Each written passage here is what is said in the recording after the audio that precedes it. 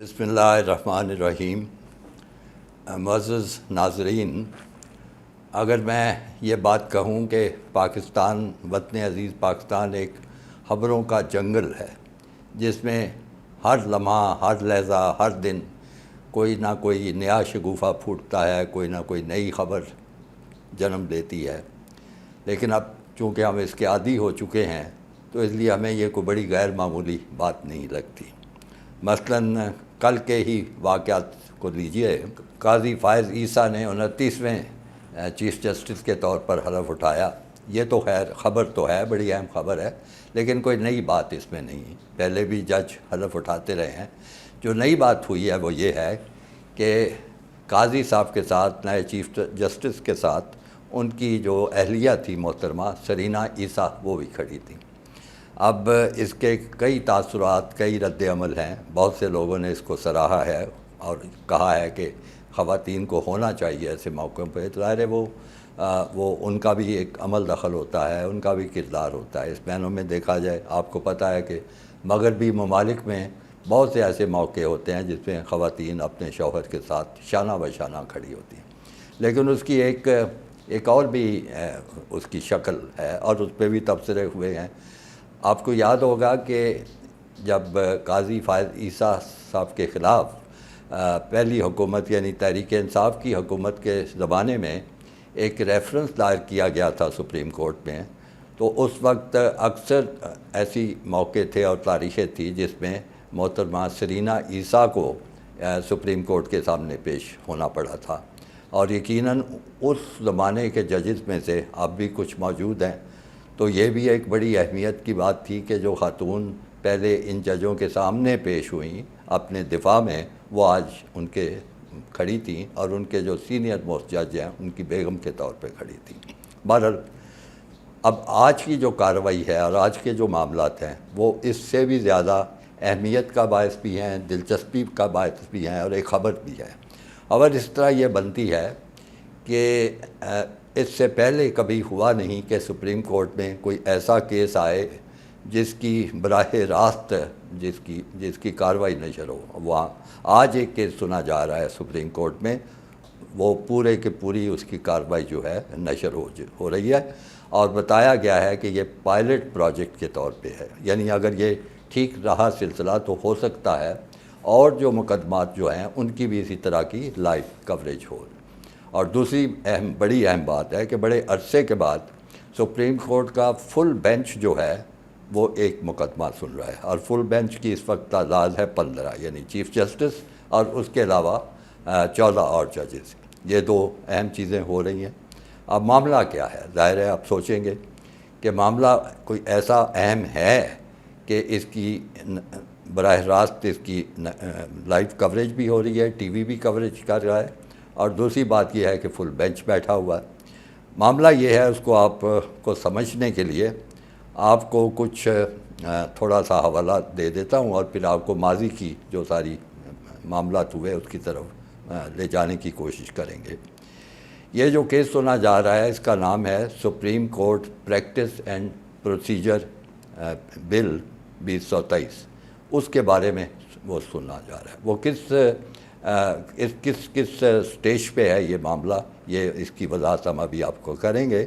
لیکن یہ کیسے شروع ہوا، کیوں شروع ہوا، کس وجہ سے یہ ساری چیز ہو رہی ہے، اس میں آپ کو وہ جو کہا جاتا ہے کہ دوڑ پیچھے کی طرف گردش ایام تو 6 سال پیچھے کی طرف چلے جائیں اور 2017 کے واقعات کو یاد کریں، ذہن میں لے کے آئیں۔ 2017 میں کیا ہوا تھا؟ آپ کو یاد ہوگا کہ اس وقت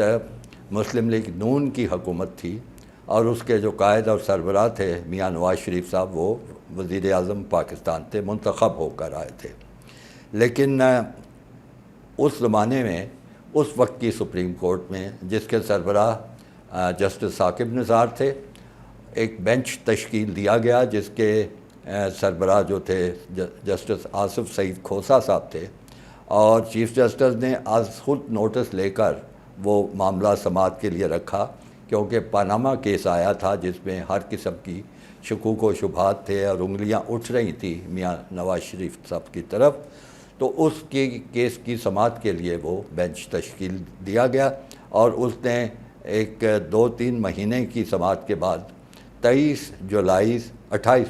2017 کو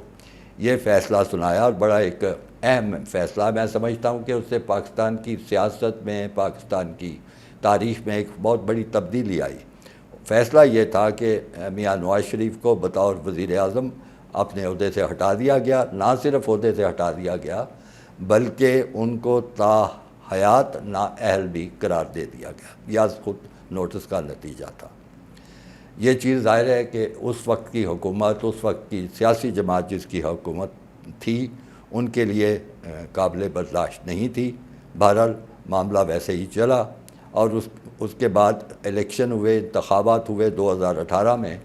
جس کے نتیجے میں حکومت بدل گئی۔ مسلم لیگ نون کی حکومت کی جگہ تحریک انصاف کی حکومت آئی، اور وہ تقریباً 4 سال تک رہی۔ یہ 4 سال میں خاموشی ہے، کوئی معاملہ نہیں ہوا، کچھ لے دے نہیں ہوئی۔ ہاں، اس بل کے بارے میں، اس فیصلے کے بارے میں کہ میاں نواز شریف صاحب کو کیوں ہٹایا گیا، وہ ایک بڑی تحریک بھی چلانے کی کوشش کی گئی، آپ کہہ سکتے ہیں۔ بلکہ اگر آپ کو یاد ہوگا تو اس وقت میاں نواز شریف آئے تھے سڑک کے راستے پہ، وہ لاہور پہنچے تھے اسلام آباد سے چل کے، اور ان کا ایک ہی نعرہ تھا اس وقت، اور وہ جو سوال کی شکل میں تھا کہ مجھے کیوں نکالا۔ وہ ایسا انہوں نے بار بار یہ فقرہ بولا تھا کہ بچے کی وہ زبان پہ وہ فقرہ جو تھا وہ چڑھ گیا تھا کہ مجھے کیوں نکالا۔ اس کے بعد تحریک انصاف کی حکومت کے ختم ہونے کے بعد پھر ایک نئی حکومت بنی جس کو ہم پی ڈی ایم کی حکومت کہتے ہیں، جس میں 13-14 جماعتیں تھیں، اور جس کی سربراہی کر رہے تھے میاں شہباز شریف صاحب، جو میاں نواز شریف کے چھوٹے بھائی ہیں۔ اس حکومت نے سوچا یا منصوبہ بندی کی کہ یہ جو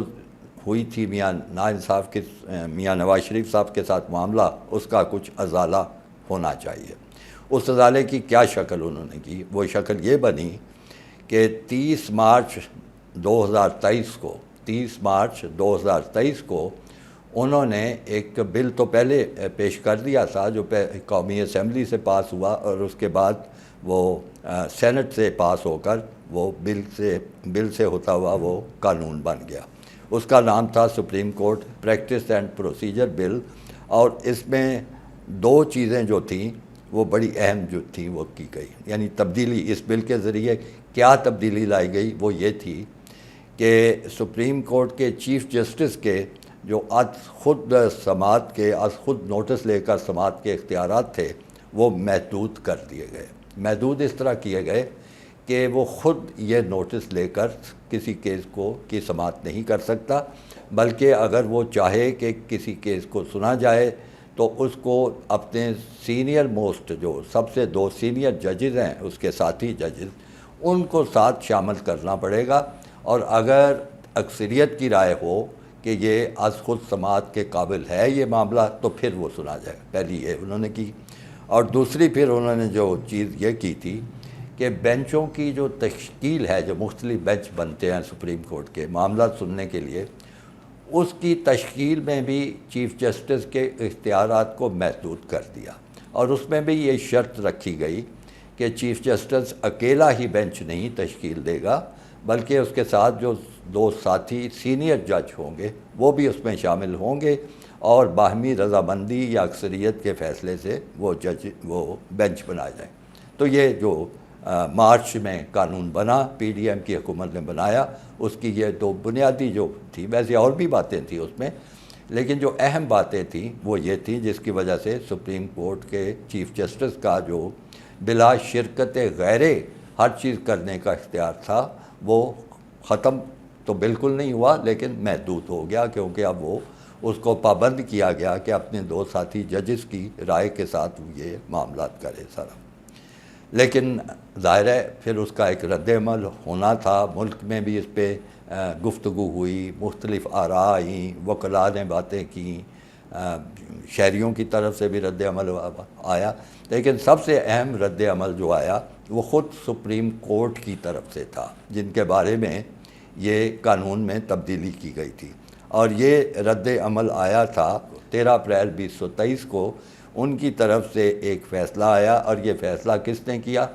یہ فیصلہ ایک لارجر بینچ نے کیا جس میں 8 جج شامل تھے. چیف جسٹس سابقہ چیف جسٹس عمر عطا بندیال اس کی سربراہی کر رہے تھے اور 8 اس میں جج شامل تھے, اس لیے اس کو لارجر بینچ سمجھا گیا.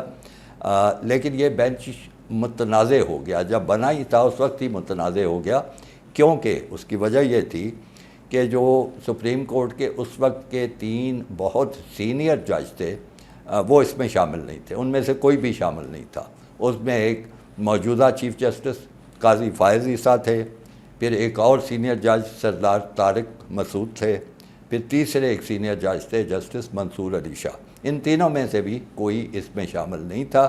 جس کی وجہ سے مختلف وکلاء کے گروپوں نے, دھڑوں نے, بار ایسوسی ایشنز نے اس پہ یہ اعتراضات کیے تھے. بہرحال وہ تو چلتی رہیں باتیں, لیکن اس بینچ نے, اس لارجر بینچ نے فیصلہ یہ سنایا, فائنل کوئی ورڈکٹ نہیں دیا, لیکن یہ کہا کہ یہ جو قانون بنایا ہے حکومت اور پارلیمنٹ نے, وہ انہوں نے انٹرم آرڈر پاس کیا, عبوری حکم دیا کہ اس قانون پر عمل درآمد انہوں نے روک دیا. یعنی عملی طور پر یہ ہوا کہ قانون جو تھا وہ اس حد تک بے اثر ہو گیا سارا. اب یہ جو چیز ہو گئی, اب اس سے ایک نیا طوفان کھڑا ہوا. جیسے میں نے کہا کہ ہمارا وطن عزیز جو ہے خبروں کا جنگل ہے, اس پہ پھر لہدیں شروع ہو گئی, ہر طرف سے اس پہ رد عمل آیا. لیکن سب سے جو اہم رد عمل جو آئے نا, وہ خود عدلیہ کی طرف سے آئے, اور نہ صرف عدلیہ کی طرف سے آئے کہ سپریم کورٹ کے ججوں کی طرف سے آئے, اور جس سے نظر آیا کہ عدلیہ جو ہے 2 حصوں میں یا کئی حصوں میں بڑھ چکی ہے. مثلاً جو سب سے اہم جو رد عمل آیا وہ ایک ڈویژن بینچ کی طرف سے آیا, جس میں موجودہ چیف جسٹس یعنی قاضی فائز عیسیٰ تھے, اور ان کے ساتھ ایک جسٹس محمد امین صاحب تھے. اور انہوں نے یہ اپنا فیصلہ سنایا کہ جب تک عدالتی ضوابط جو ہیں وہ تشکیل نہ پا جائیں,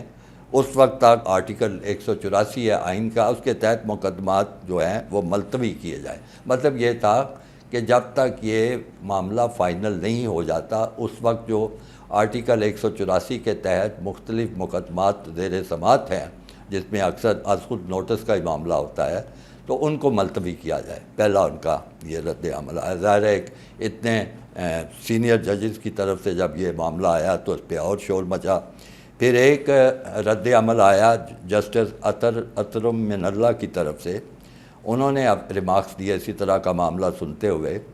کہ از خود نوٹس کا استعمال جو ہے وہ احتیاط کا متقاضی ہے. ایک تو انہوں نے بات یہ کی, اور بلکہ انہوں نے کہا کہ اس کی واضح آئینی تشریح ہونی چاہیے. مطلب ایک طرح کا کہا کہ ایسے نہیں ہونا چاہیے. پھر ایک اور سینئر جج منصور علی شاہ صاحب, جن کا میں پہلے تذکرہ کر چکا ہوں کہ وہ لارجر بینچ کا حصہ نہیں تھے, ان کی طرف سے بھی صوبائی اسمبلیوں کے انتخابات کے بارے میں مقدمہ سنتے ہوئے انہوں نے بھی ایک اختلافی نوٹ دیا. اور اختلافی نوٹ یہی تھا کہ یہ چونکہ معاملہ متنازع ہے تو اس لیے اس کو اس طریقے سے نہیں طے ہونا چاہیے. ایک اور جج, یہ بھی سینئر جج ہی تھے, جسٹس جمال خان مندوخیل, یہ بھی سپریم کورٹ کے تھے. ان کی طرف سے بھی کوئی مقدمہ سنتے ہوئے ایک اختلافی نوٹ انہوں نے بھی لکھا کہ آئین کے آرٹیکل 184 کے تحت جو ہے از خود نوٹس کے معاملات جو ہیں وہ سی جے کے سامنے نہیں آنے چاہیے. مطلب انہوں نے بھی اس کی تقریباً نفی کری کہ ایسے نہیں ہونا چاہیے. یہ تو معاملہ تھا ججوں کا, اور ججوں کے درمیان جو بھی رسہ کشی ہو رہی تھی. اور ظاہر ہے اس رسہ کشی کا آپ کو یاد ہوگا کہ کتنا منفی اثر ہو رہا تھا ملک کے شعور پہ, ملک کے جو وکلاء ہیں, جو قانون کے ماہرین ہیں, جو اس معاملے میں ذاتی دلچسپی رکھتے ہیں. تو ایک بالکل بے یقینی کی اور کھینچا تانی کی کیفیت جو تھی وہ طاری ہو چکی ہوئی تھی ساری. بارس کی طرف سے بھی قراردادیں پاس ہوتی تھیں, کوئی اس کے حق میں بات کرتا تھا, کوئی اس کے خلاف باتیں کرتا تھا. تو یہ معاملہ اس طرح چل رہا تھا. تو آج جو کیس جس کا شروع میں نے حوالہ دیا اور جس کا تذکرہ کیا, آج وہ جو عبوری حکم تھا پہلے لارجر بینچ کا, اس کی اب سماعت کرنے کے لیے, اس کیس کو میرٹ پر سننے کے لیے فل بینچ تشکیل دیا جا چکا ہے. اور فل بینچ 8 نہیں, 9 نہیں, 10 نہیں, پورے 15 ججز پر مشتمل ہے، مطلب جتنے بھی سپریم کورٹ کے ججز ہیں وہ سارے اس بینچ میں شامل ہیں، چاہے وہ پہلے اس پہ رائے دے چکے ہوں یا نہ دے چکے ہوں، اب ہر کوئی دوبارہ اس معاملے کو سن کے اس پہ گفتگو کر رہا ہے۔ اور وکلاء کی طرف سے پیش جنہوں نے یعنی پیٹیشن یہ دائر کی ہوئی ہے، اس کی طرف سے پیش ہیں دو بڑی اہم شخصیات۔ ایک ہیں خواجہ طارق رحیم صاحب۔ خواجہ طارق رحیم صاحب کا نام جو ہے وہ کسی تعارف کا محتاج نہیں، وہ پیپلز پارٹی میں کسی زمانے میں تھے اور بڑے اہم عہدوں پہ رہ چکے ہیں، خاص طور پہ گورنر پنجاب بھی تھے۔ اور دوسرے وکیل صاحب ہیں امتیاز احمد صدیقی صاحب، یہ بھی بڑے سینئر وکیل ہیں، اور وہ اس چیز کی کہ حق میں دلائل دے رہے ہیں، اس سپریم کورٹ کو قائل کرنے کی کوشش کر رہے ہیں کہ یہ قانون جو ہے وہ غلط ہے، وہ عبوری حکم درست تھا اور اس قانون کو ختم ہونا چاہیے۔ بلکہ امتیاز احمد صدیقی صاحب نے تو اس حد تک بھی کہہ دیا کہ اگر یہ معزز عدالت اس قانون کی توثیق کرتی ہے تو یہ تاریخ کی بدترین مثال ہوگی، اس حد تک انہوں نے کیا۔ اور خواجہ طارق رحیم صاحب تو بڑی گرما گرم بحث کر رہے تھے، اور پرانے جو معاملات اور مقدمات تھے ان کے حوالے پہ حوالے دیے جا رہے تھے، تو پھر ان کو ٹوکا گیا کہ آپ سابقہ فیصلوں کا حوالہ نہ دیں، آپ آئین کی بات کریں۔ اگر آئین میں بات آپ کی جو آئین میں لکھا ہے وہ اس کے مطابق آپ بات کریں اور بحث کریں تو وہ بہتر ہوگا، کیونکہ سابقہ فیصلوں کے بارے میں یہ بھی کہا گیا کہ وہ تو ہر طرح کے دور میں ہوئے ہیں، ہر طرح کے حالات میں ہوئے ہیں، فوجی حکومتیں بھی تھیں، اس وقت بھی فیصلے ہوئے ہیں، تو ان کا حوالہ دینے کا کوئی فائدہ نہیں، آپ قانون اور آئین کے مطابق بات کریں، آئین اس کی حوالہ دیں۔ پھر اسی سلسلے میں جو چیف جسٹس جو کہ اس بینچ کی صدارت کر رہے تھے، سربراہی کر رہے تھے، انہوں نے ایک بہت دلچسپ بات کی اس ساری بحث کے دوران، کہ انہوں نے آئین اور قانون کی پاسداری کا حلف اٹھایا ہے، انہوں نے سپریم کورٹ کے فیصلوں کی پاسداری کا حلف نہیں اٹھایا۔ مطلب ان کا کہنا یہ تھا کہ اگر سپریم کورٹ کا کوئی ایسے فیصلے ہیں پہلے نہیں ٹھیک ہیں تو پھر وہ ان کی پاسداری نہیں کر سکتے۔ تو پھر اسی میں جسٹس قاضی فائز عیسیٰ نے ایک اور بڑی دلچسپ بات کی کہ ہمارا جو آئین ہے وہ سپریم کورٹ سے نہیں شروع ہوتا، وہ تو اللہ کے نام سے شروع ہوتا ہے، اس لیے وہ اس میں ایسی کوئی بات نہیں ہے کہ سپریم کورٹ کا جو چیف جسٹس ہے وہ کسی کا تابع نہیں ہو سکتا۔ مطلب ان کا کہنے کی مراد تھی کہ وہ اللہ کے اور اس کے بنائے ہوئے قوانین اصول اس کے بھی تابع ہے۔ پھر ایک اور بڑی دلچسپ بات کی گئی سماعت کے دوران ہی، جسٹس اطہر من اللہ صاحب نے کی۔ انہوں نے کہا کہ اگر پارلیمنٹ نے چیف جسٹس کی بادشاہت ختم کی ہے، بادشاہت کا لفظ بڑا دلچسپ ہے جو یہاں پہ استعمال کیا گیا، اگر چیف جسٹس کی بادشاہت ختم کر دی ہے پارلیمنٹ نے تو اس میں آخر برائی کیا ہے؟ سارا کچھ اس کا بھی جواب تو نہیں آیا، ظاہر ہے وہ جو وکلاء ہیں شاید اس کا بھی جواب دینے کی کوشش کریں، لیکن وفاقی حکومت کا موقف جو ہے وہ بھی سامنے آ جانا چاہیے۔ ان کا کہنا یہ تھا کہ آرٹیکل کی 191 جو شق 191 ہے اس کے تحت قانون سازی حکومت اور پارلیمنٹ کا اختیار ہے، یعنی ان کو مکمل اختیار ہے کہ وہ کیا قانون سازی کریں، اور کسی طرح کا کوئی نوٹس یا جو چیز ہے وہ نہیں لیا جا سکتا۔ اسی لیے انہوں نے عدالت سے درخواست کی، جو ان کی تحریری انہوں نے اپنا جواب داخل کیا، اس میں بھی انہوں نے کہا کہ ان ساری درخواستوں کو جس میں اس قانون کو ختم کرنے کی استدعا کی گئی ہے ان کو ناقابل سماعت قرار دیا جائے، مطلب یعنی وہیں سے معاملہ ختم کر دیا جائے۔ یہ مرکزی حکومت کا نقطہ نظر ہے، ظاہر ہے اس کے بارے میں اٹارنی جنرل بھی پیش ہو کے اپنے دلائل پیش کریں گے۔ تو خلاصہ یہ ہے سارے آج کے جو معاملات آپ کے سامنے گفتگو کی گئی اور اس کی تفصیلات بھی آپ کے سامنے لائی گئی، کہ جو سپریم کورٹ اور سپریم کورٹ میں ظاہر ہے چیف جسٹس جو ہیں ان کا از خود سماعت کا اختیار، یعنی از خود نوٹس لے کر سماعت کا اختیار جو ہے وہ اس وقت زیر بحث ہے، وہ نشانہ ہے۔ تمام جو قانونی گولہ باری ہے اس کی زد میں چیف جسٹس کا یہ اختیار ہے، جس کے بارے میں حق میں بھی دلائل پیش ہو رہے ہیں، جس کے خلاف بھی دلائل پیش ہوں گے۔ اور لیکن ایک بات یاد رہنی چاہیے کہ جو از خود نوٹس ہے اس کا سماعت کا چیف جسٹس کا، اس کے اب تک اگر پچھلے 7-8 سال کے معاملات کو سامنے رکھا جائے تو 2 بڑے بھیانک سے نقصانات سامنے آ چکے ہیں۔ پہلا نقصان تو اس وقت ہوا تھا جو اس وقت کے چیف جسٹس صاحب نے از خود سماعت کرتے ہوئے ریکارڈنگ کا کیس سنا تھا، اور ریکارڈنگ کا کیس سن کر ایسا فیصلہ سنایا جس کے نتیجے میں حکومت پاکستان اور متعلقہ اداروں کو $6 ارب کا نقصان اٹھانا پڑا۔ یہ پہلا اس کا نقصان ہوا۔ اور دوسرا نقصان جو اسی از خود سماعت کے نوٹس کا ہے، دوسرا نقصان یہ ہے کہ 2017 میں جیسے میں نے پہلے عرض کیا تھا کہ ایک منتخب حکومت اور منتخب جو وزیر اعظم تھے میاں نواز شریف، ان کو اپنے عہدے سے نہ صرف ہٹنا پڑا تھا بلکہ وہ تا حیات نااہل بھی قرار دیے گئے تھے۔ تو بڑی دلچسپ یہ ساری صورتحال ہے، دلچسپ سے زیادہ بڑی اہم صورتحال ہے، کیونکہ اسی پہ ہمارے سیاسی استحکام کا دار و مدار ہے، اسی سے ہماری اگلی جو تاریخ ہے وہ بنے گی، اگلے معاملات طے ہوں گے۔ تو